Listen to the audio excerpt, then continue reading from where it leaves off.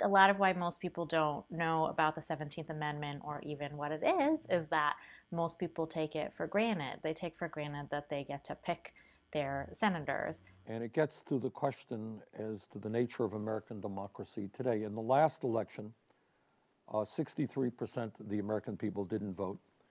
80% of young people didn't vote. 75, 80% of low-income workers didn't vote.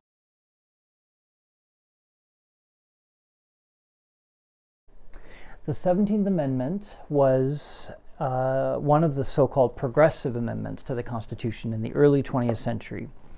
And the point of the amendment was to allow for the direct election of United States senators. Instead of having senators elected by the state legislatures of each state, the 17th Amendment required that the people vote directly on the senators from every state.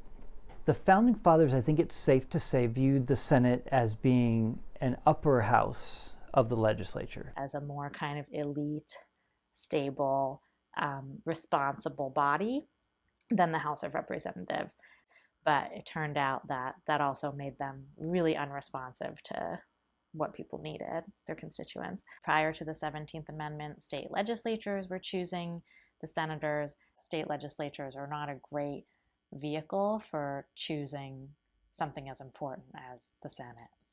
State legislatures are often gerrymandered, which means the state legislatures will draw the district maps in their state in a way that helps themselves, makes it easier for them to get elected, makes it easier for members of their own party to get elected. And so state legislatures are often in a little bit sort of corrupted or not as truly representative of the population as they could be. They were often choosing people that wouldn't have been able to get elected had they been directly elected by the people. So if those are the people choosing the senators, then the senators in turn are not going to be as truly representative of the people. Under the old way of doing it, if you got elected to the U.S. Senate, it was only because the elites back home in your state legislature voted for you. The 17th Amendment changed the process. It was called machine politics. The reason it's called machine politics is it's a mechanical, regular process where think of it like a simple, like a vending machine, right? You put in a coin, you push the button, you get your snack, right? That's how politics used to work in various cities. You gave money to the right politician and you got the service that you wanted in return. If you knew how to push the right levers, push the right buttons, you got the right result. In the States, a bigger issue was the corporate control of the parties, especially oil companies and railroad companies. If you've got control of the state legislature, then you've also got control of the U.S. Senate, because they're the ones that elect the U.S. senators. And politics was really not working the way that it ought to work. It wasn't really meeting the interests of the average person. Major heads of corporations and businesses like railroad companies and oil companies were lining their own pockets at popular expense because they basically had senators in their back pockets. They could go to at any time and get legislation passed that would support their agenda. William Andrews Clark, a copper baron from Montana, is one of the first to make a huge fortune off of the minerals there.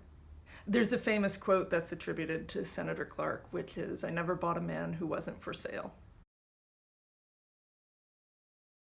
He ran for Senate in the early 1890s, and one of the ways he did that was to compensate or bribe a number of the delegates, the legislative delegates, with $10,000, because at that time the way senators were elected is not through direct election, but through representatives. He was elected, he was successful at that, but the flip side was it was so blatant that the Senate refused to seat him.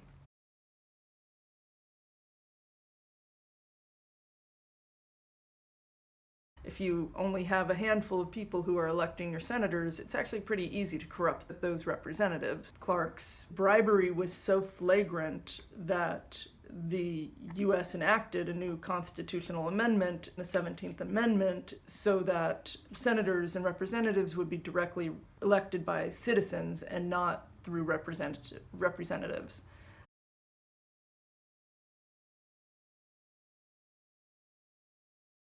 The 17th Amendment is important because it allows people to feel like they actually have a voice in who's representing them.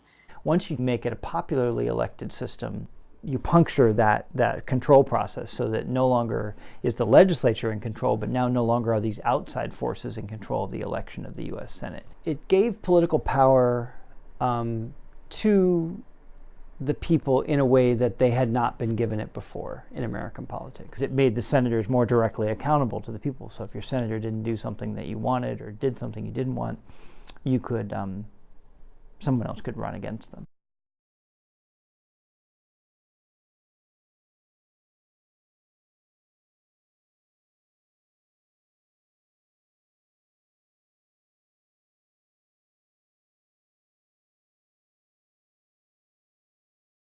All politics is local. You have to understand how the process works, and you have to learn how to work it yourself. Passion is vital, but you got to have a strategy. And your plan better include voting. Not just some of the time, but all of the time.